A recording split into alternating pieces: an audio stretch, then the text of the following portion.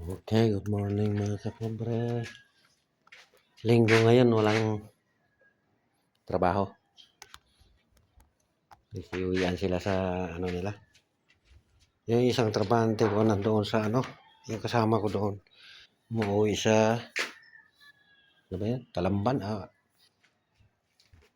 Basta malayo yun. Malayo yung inuuwian.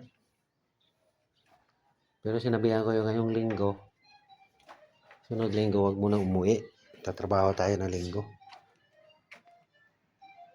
Baka magkatrabaho yun ngayong sunod linggo. Para matapos naman itong ilang gawa namin. Nagkalahati na yung ano, kalahati na yung napahila ng hollow block. Yan o. Ito yung pinahilan ko kahapon. Nagpa-plastering sana ako kahapon, kaso lang naubusan kami ng buhangin.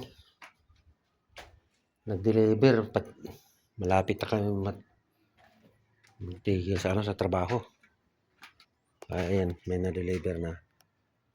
Linggo ngayon, pero magbibistay ako ng buhangin ngayon. Tatrabaho ako. Ako lang mag-isa. Dito ako titirahin ko ito.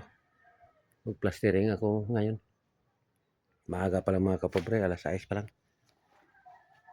So ito munang titirahin ko. Subukan ko kung marunong pa ako mag-plastering. Baka hindi ko na alam mag-finish ng plastering.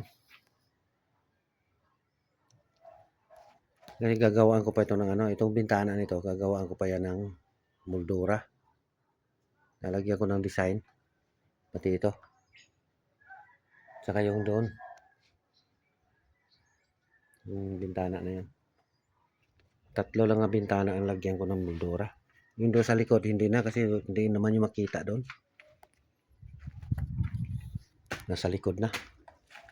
So ito muna ang update ko ngayon. Kapobre, bukas. Mamayang hapon ako mag-update ulit kung matapos ko yung paggawa yung gagawin ko.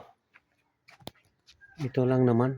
Dati, kulang pa ito sa akin sa isang araw. Aywan ko lang ngayon, subukan ko kung kaya ko patapusin ito maghapon.